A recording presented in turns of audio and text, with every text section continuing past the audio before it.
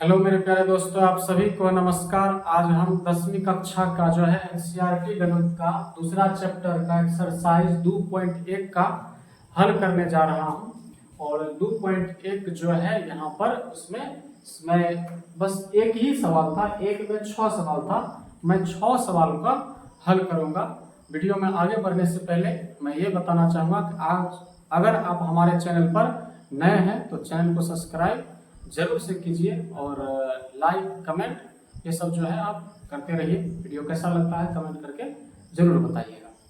तो चलिए मैं यहाँ पर सवाल को लेके चलता हूँ। मेरे पास एनसीईआरटी गणित है और आप भी कॉपी किताब जो है पेन ले करके बैठिए और सवाल को देखते रहिए। तो चलिए मैं सवाल की ओर आगे बढ़ता हूँ। तो सवाल का कहना है कि किसी बहुपद px के लिए y बराबर px, कोई भी बहुपद px है उसके लिए y बराबर px जो है वो का ग्राफ, जितना भी 6 का 6 जो ग्राफ जो है यहाँ पर आकृति में दिया गया है। प्रत्येक स्थिति में px के शून्यक की संख्या ज्ञात करना है। अर्थात px के शून्यक की संख्या, px का मतलब है कि x अक्ष पर जितना काटेगा वही px का शून्यक की संख्या होगा। तो चलिए मैं यहाँ पर अब देखता हूं कि पहला सवाल जो है एक का एक में px की संख्या क्या होगा बताइए। तो देखिए x अक्ष पर कितना बार काटा है, ये तो x अक्ष पर एक बार ही नहीं काटा है, केवल y अक्ष पर काटा है, तो y अक्ष से मतलब नहीं। इसीलिए इसका जो है px की शून्यक जो होगा वो यहाँ पर आंसर में बोल सकता हूं मैं, यहाँ पर क्या 0 बोल सकता हूं। इसका जो आंसर होगा एक नंबर का वो क्या हो जाएगा 0, क्योंकि x अक्ष पर एक बार भी नहीं काटा है, इसीलिए 0 हो जाएगा। ठीक है, चलिए 2 नंबर पर देखते हैं। 2 नंबर में क्या करता, ऐसे करके देखिए, ऐसे करके गया है और देखिए y अक्ष पर काटा है कोई मतलब नहीं, x पर कितना बार काटा है। x अक्ष पर देखिए यहां से यहां तक आपको देखना है, एक ही बार काटा है। इसका जो आंसर हो जाएगा वो कितना हो जाएगा, ये 2 नहीं सॉरी 1 बार काटा है, इसका आंसर 1 हो जाएगा। इस सवाल का आंसर कितना हो जाएगा 1, क्योंकि एक ही बार काटा है। यहाँ देखिए 3 नंबर में क्या है, x अक्ष पर ऐसे करके गया, यहाँ एक बार आया, एक बार यहाँ काटा, एक बार यहाँ काटा है और एक बार यहाँ और यहाँ, यानी कि 3 बार काटा है। तो इसका जो आंसर होने वाला है 3 नंबर का, वो आंसर कितना होने वाला है 3, क्योंकि 1 2 3 नंबर के सवाल का आंसर भी 3 है, क्योंकि 3 बार काटा है किस अक्ष को, x अक्ष को। y को नहीं देखना है, क्योंकि बोला है y बराबर px, तो इसका मतलब है कि मुझे y अक्ष को नहीं देखना है। ठीक है, आइए यहाँ ध्यान से देखिए, यहाँ एक यू आकृति का ऐसे करके घूम गया है। तो देखिए x अक्ष को कितना बार काटा है 1 2, तो बताइए इसका आंसर कितना होने वाला है, इसका आंसर होने वाला है 2। कितना होने वाला है 2। उसी तरह से आप इसका भी बता सकते हैं, कोई दिक्कत नहीं है। देखिए x अक्ष को कितना बार काटा, ये 1 बार हुआ, यहाँ पर 2 हुआ, ये 3 हुआ और ये 4 हुआ। तो ये 4 जो है यहाँ पर 4 बार काटा है, इस हिसाब का आंसर क्या हो जाएगा यहाँ पर 4। ठीक है, कितना हो जाएगा 4। उसी तरह यहाँ भी देखिए 1, और यहाँ देखिए ये पार नीचे नहीं किया है, जो आप यहाँ पर 2 गिन लीजिएगा, ये केवल इसको छू के गया है, मतलब एक के बार की नहीं, 1 2 और यहाँ भी छुए गया है, ये 3 होगा आंसर, ना कि आप यहाँ पर 2 गिन लीजिएगा, यहाँ 2 और यहाँ 1, इस हिसाब से 5 को हो जाएगा और ये आंसर गलत हो जाएगा। 3 वो है, केवल छू के गया, इसी वजह से। आइए इसका आंसर कितना हो जाएगा बताइए ध्यान से, तो मैंने अभी तुरंत बताया कि इसका आंसर कितना हो जाएगा 3। ठीक है, तो चलिए मैं अब जो हूँ इस बहुपद चैप्टर के 2.2 के हिसाब को हल करने के लिए कुछ सूत्र को पहले देखता हूँ, उसके बाद उसके 1 बाय 1 सवाल को मैं हल करता चला जाऊंगा। अगर आप जो है इससे पहले वाला वीडियो नहीं देखे हैं तो पहले जाकर के इंट्रोडक्शन जो है वो जाकर के देखिए, तो आपको और भी ज़्यादा बेटर समझ में आएगा और एग्जाम के क्वेश्चन को हल करने के लिए आप बहुत बेहतर तरीके से आप उसको हल कर पाइएगा, एकदम बूस्टअप हो जाइएगा हल करने में। आप पहले जाकर के उस वीडियो को देखिए, फिर आप जो है इस वीडियो को देखिएगा। तो चलिए अगर आप इसको लिखना चाहे कॉपी में तो लिख सकते हैं, मैं इसको मिटा देता हूँ। तो चलिए दोस्तों, अब जो मैं यहाँ पर सवाल जो है एक्सरसाइज का कौन सा हल करने वाला हूँ, 2.2 का, और उसके लिए कुछ थ्योरी का जरूरत पड़ेगा, इसीलिए मैं पहले कुछ थ्योरी अर्थात सूत्र के बारे में पढ़ लेता हूँ, तब जो है सवाल हल करने का मजा ही कुछ अलग होता है। तो चलिए मैं यहाँ पर देखता हूँ। मैं यहाँ पर पहले कुछ बात लिखता हूँ, आप भी ध्यान से देखिएगा और कॉपी में नोट भी करते जाइएगा, लेकिन पहले समझ लीजिएगा तब नोट कीजिएगा। क्या होता है ना कि आप नोट करने पर चले जाते हैं तो समझने में समझ नहीं पाते हैं, तो खैर वीडियो है, आप पीछे करके समझ भी सकते हैं, कोई दिक्कत नहीं है। तो मैं यहाँ लिखता हूँ, यदि द्विघात बहुपद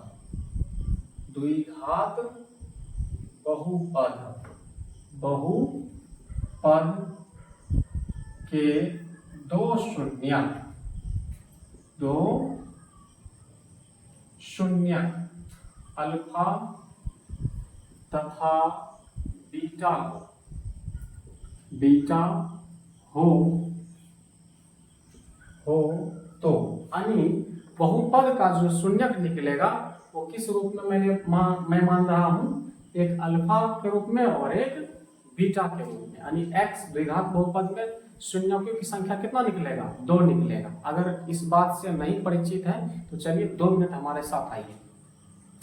अधिकतम घात जो होता है ना, अधिकतम घात उतना ही उसका शून्यक निकलता है। जैसे रैखिक बहुपद है तो ओकर अधिकतम घात 1 है, तो ओकरा में शून्यक की संख्या 1 के निकलेगा। द्विघात बहुपद है, ओकर अधिकतम घात कितना है, 2 है, तो उसमें शून्यक की संख्या 2 निकलेगा। और त्रिघात बहुपद में अधिकतम 3 घात है तो शून्यक की संख्या कितना निकलेगा, 3 निकलेगा। ठीक है, तो द्विघात बहुपद है तो यहाँ पर इसके शून्यक की संख्या 2 ही होगा, उससे ज्यादा नहीं होगा। तो यहाँ पर मैं वही 1 नंबर में यहाँ पर लिखता हूँ, शून्यांकों का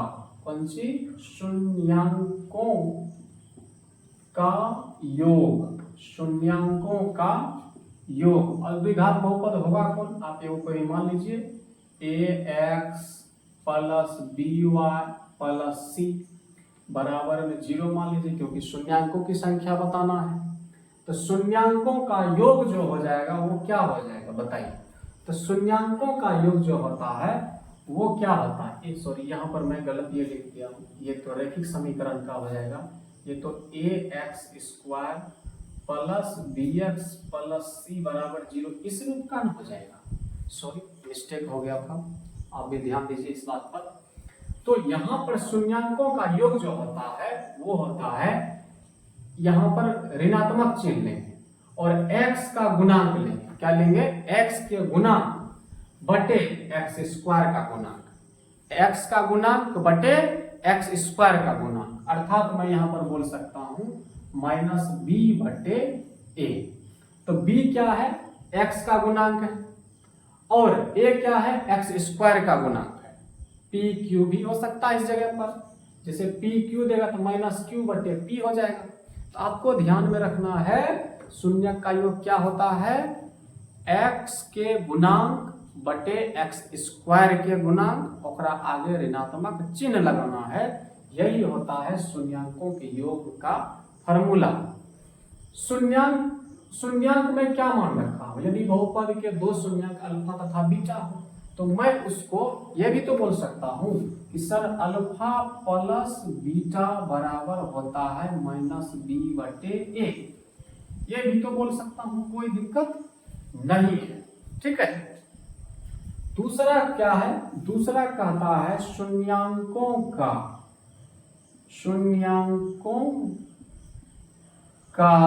गुणनफल बराबर क्या होता है, समझिएगा ध्यान से। ये क्या है, x² का गुणांक है a, x का गुणांक b है और अचर पद c है। तो गुणनफल में होता है अचर पद बटे x² का गुणांक, अचर पद बटे x² का गुणांक होता है। ठीक है, तो यहाँ पर अचर पद क्या है, c है, बटे x² का गुणांक क्या है, ए है, तो मैं इसको बोल सकता हूं गुणांक है तो अल्फा इंटू बीटा बराबर सी बटे ए, ये हो जाएगा। ठीक है, कोई समस्या कोई प्रॉब्लम तो नहीं है सर, कोई दिक्कत नहीं है। इस हिसाब से अपना ये दो सूत्र देख लिए। अल्फा प्लस बीटा बराबर क्या होता है माइनस बी बटे ए, अल्फा इंटू बीटा बराबर क्या होता है सी बटे ए, ये दो सूत्र देख लिए। अब जो है मैं यहाँ पर बताता हूँ द्विघात बहुपद का सूत्र जो है क्या होगा, द्विघात बहुपद ज्ञात करने के लिए कभी कभी उसका शून्यक दे देगा कि अल्फा और बीटा है, तो बताइए इसका ये दिया हुआ है उसका शून्यक बताइए क्या, या अल्फा प्लस बीटा दिया है तो शून्यक का योग दिया है और शून्यक का गुणनफल दिया है। तो इस हिसाब से अगर दिया हुआ हो तो मैं उसका कैसे ज्ञात करूंगा, आप इस सूत्र को उतारिए, उसके बाद मैं बात करूंगा द्विघात बहुपद के सूत्र पर। तो चलिए दोस्तों, अब मैं चलता हूं द्विघात बहुपद का सूत्र क्या होता है उसके बारे में और उसको समझने का प्रयास करता हूं। तो मैं यहां पर वही बात लिखता हूं कि यदि द्विघात कौन सी द्विघात बहुपद के शून्यक कौन सी शून्यक अल्फा तथा बीटा हो, तो अल्फा तथा बीटा हो तो क्या होगा, ध्यान से सुनिएगा समझिएगा एकदम मजा आएगा। द्विघात बहुपद बराबर, इसीलिए एकदम द्विघात बहुपद बराबर मजे से समझिए। द्विघात बहुपद बराबर क्या होगा, द्विघात बहुपद बराबर यहाँ पर लिख सकते हैं x square minus x square minus alpha plus beta into x, ठीक है, प्लस अल्फा इंटू बीटा, यही होगा द्विघात बहुपद का सूत्र। अब जो है आपको जो है यहाँ पर कोई भी परीक्षा में चाहे सवाल में 2.2 को हल करिएगा 2 नंबर में, तो वहां जो है ये द्विघात बहुपद का शून्यक नहीं दिया है, वहां द्विघात बहुपद के शून्यक का योग और गुणनफल दिया है, कुछ भी दे सकता है, या ये भी कह देगा द्विघात बहुपद के दो शून्यक अल्फा और बीटा है, एक द्विघात बहुपद ज्ञात कीजिए। ठीक है, तो जैसा दिया रहेगा सवाल में पढ़ के मुझे उस हिसाब से सवाल को हल करना पड़ेगा। तो चलिए कोई बात नहीं, आप जो है इसका नोट डाउन कर सकते हैं, फिर मैं जो है सवाल पर चलूंगा। ठीक है,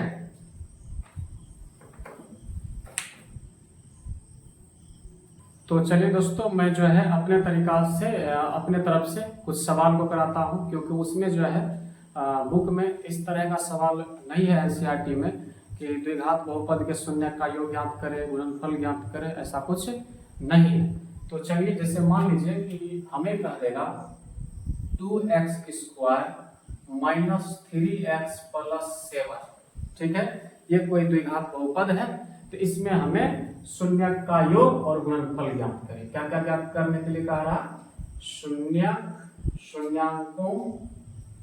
शून्यांकों का योग और शून्यांकों का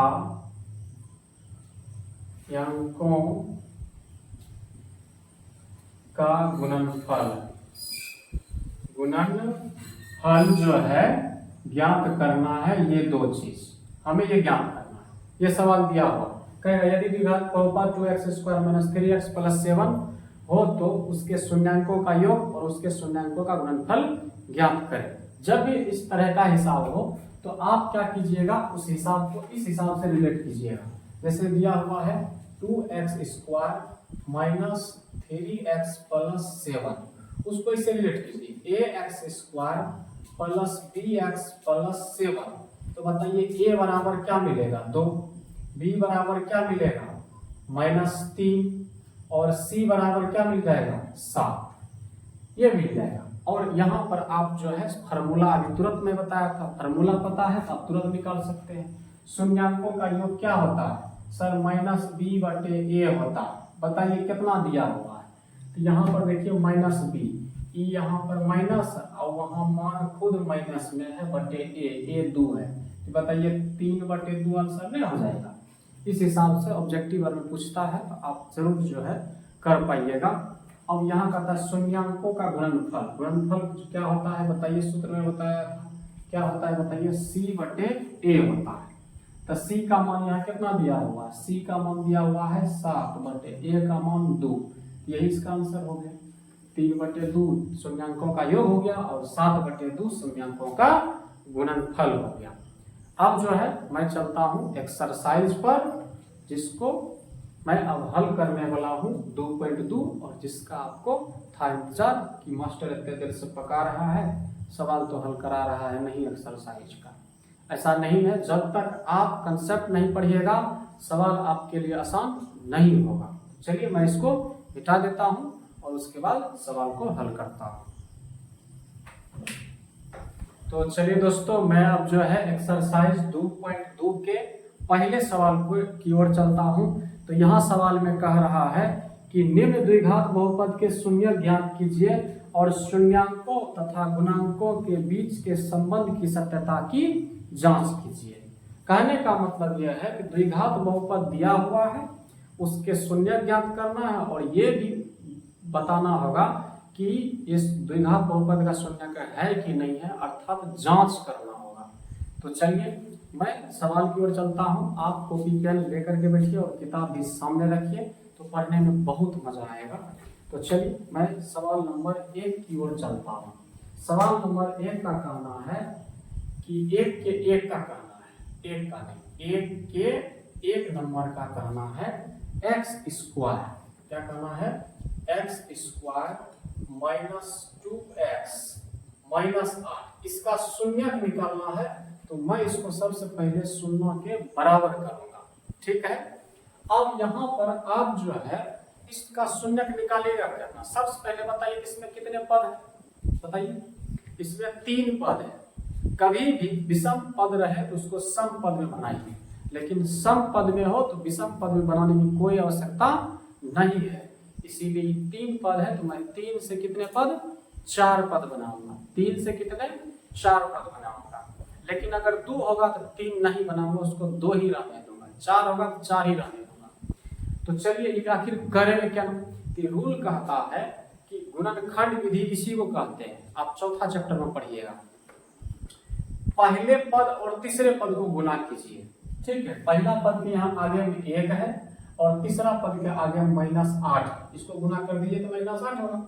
इसको ऐसे 2 खंड में तोड़िए कि जोड़े या घटवे पर बीच वाला पूर्णा चाहिए, लेकिन गुना करे पर हमेशा -8 ही होना चाहिए। देखिए 4 दूनी 8 होता है, 4 गुना 2 8 होता है, लेकिन आप -4 में 2 जोड़िएगा तो वो -2 ही देगा। देख लीजिए बीच वाला पूर्ण रहा है। और जब भी ऐसा कीजिएगा तो बीच वाला ही चेंज करना है, पहला पद और तीसरा पद को कोई छेड़छाड़ नहीं करना है, उसमें चेंज नहीं करना है, उसकी सहायता से केवल पुराना है। तो यहाँ पर क्या हो जाएगा, x² - 2x की जगह मैं लिख सकता हूँ अब -4x + 2x - 8 = 0। मैं ये लिख सकता हूँ, कोई दिक्कत नहीं। अब मैं 3 पद से कितने पद बना दिया हूँ, 4 पद, ठीक है। शर्त के हिसाब से 4 पद बनाया है। तो पहले इन 2 पद में क्या को बना रहा है, तो x आ रहा है, ये हो गया x - 4। देखिए दोनों जगह x से x बाहर लिए, छोटा पावर कॉमन आएगा। यहाँ x पावर 1 था, यहाँ पावर 2 था, छोटा पावर कॉमन आएगा। अब इन दोनों पद में कौन सा कॉमन आ रहा है, 2 कॉमन आ रहा है। ये हो गया x - 2 से भाग दीजिए 8 में तो 4 हो जाएगा, ये बराबर कितना हो गया, 0। अब देखिए ये पूरे में क्या कॉमन आ रहा है, पूरे में क्या कॉमन आ रहा है सर, x - 4, क्योंकि 2 टर्म है, एक पद यहाँ है एक पद यहाँ है, तो x - 4 कॉमन आ रहा है। अंदर क्या बचेगा, x - 4 बाहर होगा तो x बचेगा और ये +2 हो जाएगा। या आप कह सकते हैं जब भी अंदर का समान हो, इसके अंदर का समान और इसके अंदर का समान हो, तो आप इन दोनों में से कोई एगो लिखिए और बाहर वाला दोनों मिला के लिख लीजिए, यह आप बोल सकते हैं, कोई दिक्कत नहीं है, ठीक है। तो अब जो है कि दोनों के बराबर सुनना है तो मैं बारी बारी से अलग अलग बराबर 0 कर लेता हूँ। अर्थात x माइनस 4 बराबर 0 एक बार और एक बार x प्लस 2 बराबर 0। तो बताइए यहाँ x बराबर कितना हो जाएगा 4 और यहाँ x बराबर क्या मिल जाएगा -2 प्लस 2 है उधर जाके -2। आप एगो को मान लीजिएगा अल्फा और एगो को मान लीजिएगा बीटा। क्यों? आंसर तो आपको इतना ही दिया होगा इस बुक में, लेकिन आपको जांच करना है। क्या करना है? जांच। जांच करने के लिए मैं आपको सिखाता हूं। आप यहाँ पर लिख दीजिएगा जांच। क्या लिख दीजिएगा? जांच। ठीक है। जांच करने के लिए आप यहाँ पर लिख दीजिएगा कौन सी जांच। मैं ऊपर में यहाँ पर कर देता हूँ जांच। ठीक है। तो जांच करने के लिए पहला सूत्र अभी पढ़े थे, शून्यांकों का योग अर्थात अल्फा प्लस बीटा बराबर होता है -b/a। आप यहाँ पर लैंग्वेज लिख सकते हैं, यदि द्विघात बहुपद x² - 2x - 8 बराबर 0 के शून्यक अल्फा और बीटा हो तो। ठीक है, कोई दिक्कत नहीं। तो यहाँ पर अल्फा प्लस बीटा बराबर -b/a। तो चलिए देखते हैं ये हमें बराबर करता है कि नहीं। तो हम देख रहे हैं अल्फा का मान कितना है। अल्फा का मान कितना है? 4 है, तो हम 4 रख दिए। ठीक है। और बीटा का मान कितना है? -2 है, तो हम यहाँ पर कितना रख दिया हूँ? -2। तो देखिए, आइए ध्यान से देखिए, और यहाँ पर -b/a। ठीक है। ये 4 प्लस माइनस क्या हो जाएगा? माइनस हो जाएगा। प्लस माइनस माइनस हो जाएगा, तो -2 बराबर -b/a। अब इसको घटाएंगे तो ये 2 बटे में कुछ होता है 1 बराबर होगा -b/a। तो मैं यहाँ पर कह सकता हूँ कि b बराबर आ रहा है -2 और a बराबर आ रहा है 1। क्या ये सही है? देखिए तो, हाँ सही है। देखिए ना, यहाँ पर आप इससे रिलेट कीजिए ना, ax² plus bx plus c बराबर 0 से आप इसका रिलेट कीजिएगा। देखिए a के जगह पर यहाँ 1 है, b के जगह पर -2 है और c के जगह पर यहाँ पर -8 है। ठीक है। तो देखिए वो तो मिल रहा है, कोई दिक्कत नहीं है। या नहीं तो आप चाहे तो इसका मान भी रख सकते हैं। जैसे यहाँ पर आप लिख सकते हैं a बराबर 1, b बराबर -2 और c बराबर -8। आपको मैं और भी तरीका बताता हूं। आप चाहें तो इस तरह से भी जांच कर सकते हैं, दोनों पट्टी बराबर आ जाए, हो गया बस। देख लीजिए, -b है, b का मान कितना है? -2 है, यहाँ मैं रख दिया -2। a का मान कितना है? देख लीजिए, a का मान 1 है, तो मैं यहाँ रख दिया हूँ 1। अर्थात माइनस माइनस प्लस हो गया, 2/1। इस तरह से भी जांच दोनों पट्टी मान रख के कर सकते हैं। यहाँ 2 बराबर क्या मिल गया? 2, दोनों बराबर हो गया। इसका मतलब है कि ये जो शून्याकार है ये सही है। एक जांच और कीजिएगा, दूसरा नंबर वाला, अल्फा इंटू बीटा बराबर, तब न सी से जांच होगा। सी को तो आप संतुष्ट करिएगा नहीं है ना। अल्फा इंटू बीटा बराबर c/a होता है। क्या होता है? c/a। अल्फा का मान कितना है? 4 है सर। बीटा का मान कितना है? -2 है। ठीक है। और c का मान कितना है? यहाँ पर -8/a का मान कितना है? 1। तो 4 दूनी 8, या -8 बटे में 1 बराबर -8 बटे में 1, मतलब -8 बराबर -8 आ रहा है। दोनों पट्टी बराबर है, तो दोनों तरफ बराबर है। तो ये इसका जांच हो गया। ठीक है। और ये आंसर हो गया। आंसर तो इतना ही दिया रहेगा, लेकिन परीक्षा में जांच करने के लिए भी कहता है, तब आपको पूरे 2 नंबर मिलता है। इसी तरह से बनाइएगा। ठीक है। तो चलिए मैं अब दूसरे सवाल की ओर आगे बढ़ता हूँ। ठीक है। दूसरा सवाल जो है, अब यहाँ पर जगह कमी पड़ जाएगा, आप इसको उतारिए, मैं दूसरा सवाल की ओर आगे बढ़ता हूँ। तो चलिए एक के दूसरा सवाल पर मैं चलता हूँ। एक के दूसरा सवाल का यहाँ क्या करना है, ध्यान से देखिए। दूसरा सवाल का करना है 4s²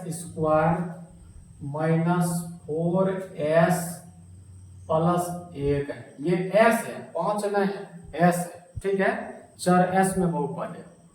तो यहाँ पर कहने का मतलब ये है कि अगर इसका शून्यक निकालना है तो मुझे सबसे पहले शून्य के बराबर करना होगा। आप पहले और तीसरे पद को गुना कीजिए, अभी तुरंत में बताया था, और जोड़ने या घटाने पर -4 पूरना चाहिए। तो 4 एकम 4 होता है, ठीक है, और बीच में माइनस हमें 4 ही पुराना है। 4 गुना 1 4 हो गया, 4 का गुणनखंड 2 गुना 2 होता, आप इसको जोड़िएगा तो ये फिर से 4 हो जाएगा, लेकिन माइनस में पुराना तो दोनों जगह माइनस लीजिए, माइनस गुना माइनस प्लस होता है, लेकिन माइनस जोड़ माइनस माइनस का चिन्ह है, इसीलिए -2 इसका कॉम्बिनेशन बन रहा है। तो मैं यहाँ पर लिखता हूँ 4s² -2s प्लस 1 बराबर 0। अब ये दोनों में क्या कॉमन आ रहा है सर, 2 और s आ रहा है, तो यहाँ 2 दूनी 4, एगो s बाहर हो गया, 2s बाहर हो गया तो 1 बचा। अब अंदर में सेम मिलना चाहिए तब तो हिसाब सही होगा, नहीं तो गड़बड़ा जाएगा। आप यहीं से चेक कर सकते हैं, दोनों के अंदर में समान होना चाहिए। यहाँ 2s -1 करना है तो कुछ नहीं, बाहर -1 निकालिए, कुछ कॉमन नहीं आवे तो आप क्या निकालिए 1, चिन्ह तो दिखाना नहीं पड़ेगा क्योंकि यहाँ चाहिए माइनस, इसीलिए मैंने -1, माइनस से माइनस में भाग देंगे क्योंकि कॉमन का मतलब भाग होता है, तो प्लस हो जाएगा। फिर यहाँ पर माइनस प्लस क्या हो जाएगा, माइनस हो जाएगा, और यहाँ पर 1 हो जाएगा बराबर 0। अब दोनों में कॉमन क्या आ रहा है, कहिएगा सर वही 2s -1 आ रहा है, और बाहर में क्या हो जाएगा 2s -1 बराबर 0 हो जाएगा। अब एक बार 2s -1 बराबर 0 और एक बार 2s -1 इधरों बराबर, दोनों संयोग से सेम है। यहाँ क्या हो जाएगा 2s बराबर 1 और s बराबर क्या हो जाएगा 1/2 हो जाएगा। फिर उसी तरह से 2s बराबर यहाँ पर 1 तो s बराबर क्या हो जाएगा 1/2 हो जाएगा। आप इसका एकदम बढ़िया तरीका से जांच कर सकते हैं, कोई दिक्कत नहीं। यहाँ लिख दीजिएगा एकदम सुंदर से जांच। जांच क्या होता है, पहला लिखेगा अल्फा प्लस बीटा बराबर -b/a। क्यों, क्योंकि a बराबर 4 है, b बराबर -4 है और c बराबर 1 है। जांच करने का कई सारे नियम है, आप उस तरह से कर सकते हैं। यहाँ अल्फा का मान कितना है, आप हम थोड़ा देर पहले बोले थे कि जो शून्य का आएगा एगो का अल्फा मान लीजिएगा और आप एगो का बीटा मान लीजिएगा, संयोग से दोनों सेम है, ठीक है, कोई दिक्कत नहीं। अल्फा का मान भी 1/2 है और बीटा का मान भी 1/2 है, और ये -b का मान -4 है, तो ये से कर दूंगा, और a का मान भी 4 है। आप इसका एलसीएम लीजिएगा कि ये 2 हो जाएगा, ठीक है, और ये 1 जोड़ 1 बराबर यहाँ पर ये 4/4 मिल रहा है, अर्थात 2/2 बराबर 4/4। ये सब आपस में कट जाएगा, अर्थात 1 बराबर 1 मिल रहा है, ठीक है। ये तो संतुष्ट कर दिया शून्य के योग से। अब शून्य के गुणनफल से संतुष्ट करता है कि नहीं, इसका देखते हैं। तो अल्फा इंटू बीटा बराबर कौन सी, अल्फा इंटू बीटा बराबर क्या होता है, c/a होता है, ठीक है। तो अल्फा इंटू बीटा बराबर c/a होता है, तो अल्फा का मान 1/2 है, ठीक है, गुना 1/2 ये रखेंगे, और c का मान 1 कहता है, तो 1/a का मान 4 कहता है, तो मैं यहाँ 4 ले लेता हूँ, ये हो जाएगा 1/4 बराबर 1/4। देखिए यह एकदम बराबर दे रहा है जांच करने पर, ठीक है, ये कैसा दे रहा है बराबर, अर्थात 1/4 बराबर 1/4, एकदम बढ़िया से, कोई दिक्कत नहीं है। इस हिसाब से मैं 2 नंबर सवाल को हल कर लिया हूँ। अब जो है आगे मैं 3 नंबर सवाल को हल करता हूँ। तो दोस्तों अब 3 नंबर के सवाल से जो है मैं यहाँ पर 1 नंबर का 2 नंबर सवाल तक देख लिया हूँ। 3 नंबर का सवाल जो है मैं अब आपको अगली वीडियो में बताऊंगा, ये वीडियो बहुत लंबा हो जाएगा, ठीक है।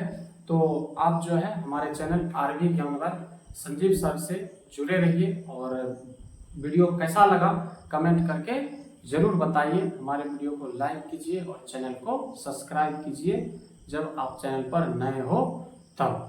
तो मैं मिलता हूँ आपको अगली वीडियो में, तब तक के लिए धन्यवाद।